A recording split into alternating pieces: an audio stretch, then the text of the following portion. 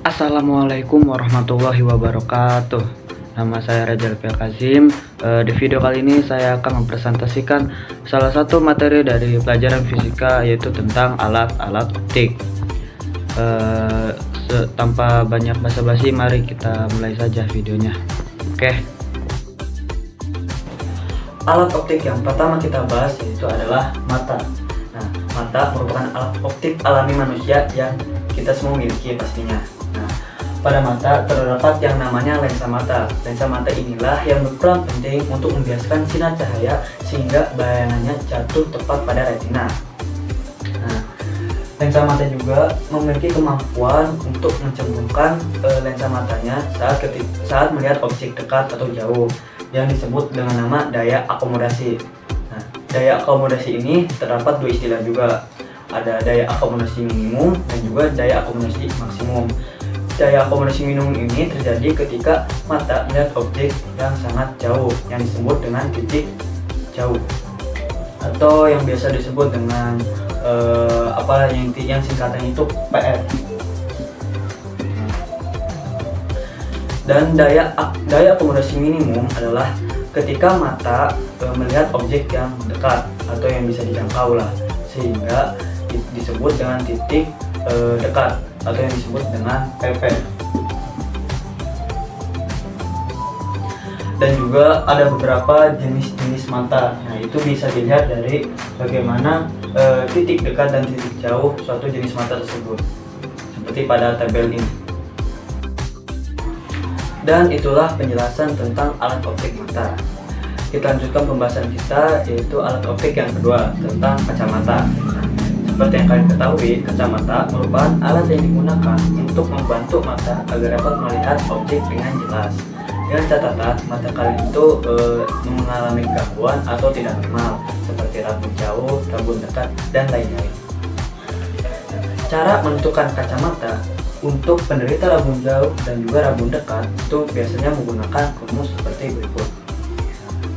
Ini adalah perhitungan untuk menentukan kacamata apa yang diperlukan untuk penderita rabun jauh dan juga rabun dekat. Tertera juga gangguan penglihatannya seperti apa. Jadi untuk rabun jauh, S-nya itu selalu infinity, S aksennya itu adalah min PR, dan rabun dekat, S-nya itu adalah 25, dan juga S aksennya adalah min PP.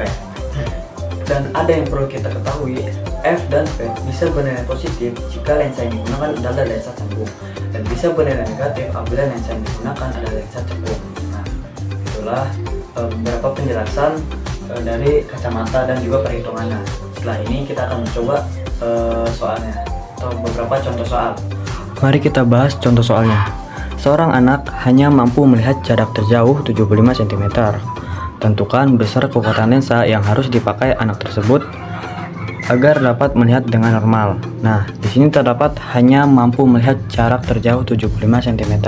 Itu berarti anak tersebut adalah penderita rabun jauh. Kita tuliskan di sini PR sama dengan 75 cm. PR itu apa? PR itu adalah titik jauhnya. Yang ditanyakan adalah tentukan besar kekuatan lensanya atau P. Sebelum kita mencari P-nya, kita harus mencari jarak fokus lensanya dulu, yaitu dengan cara 1/F sama dengan 1/S ditambah 1/S aksen. Nah, pada tabel sebelumnya kan S dan S aksen pada rabun jauh itu adalah infinity dan min PR. Kita masukkan 1/F sama dengan 1/infinity plus 1 min PR. Nah, PR nya tadi kan adalah 75 cm. Nah, kita masukkan lagi. Tuh, masih ada bekas. 1/F sama dengan 1/infinity ditambah 1 minus 75. Nah, karena ini adalah infinity, jadi kita bisa kalikan dengan 0 saja ya. Berarti 1/F sama dengan 1/75. Maka F nya adalah minus 75. Minusnya di sini ya, minus 75. Nah, kita masukkan karena sudah diketahui jarak fokus lensanya, maka P sama dengan 100 per F. Nah, F nya tadi kan minus 175, kita masukkan 100 minus 75. Nah, kita sederhanakan ya, misalkan 25 bagi 25 semua sama dengan 100 bagi 25 itu 4. Nah, 75 bagi 25 itu adalah 3 minus, karena ini minus jadinya minus hasilnya. Kurang jelas ya, maaf. Nah, jadi D. Nah, jadi besar kekuatan lensa yang diperlukan untuk anak tersebut adalah minus 4/3D. Nah, oke. Dan itulah penjelasan tentang alat-alat optik. Mungkin itu saja yang bisa saya sampaikan. Kurang dan kurangnya mohon maaf. Assalamualaikum warahmatullahi wabarakatuh.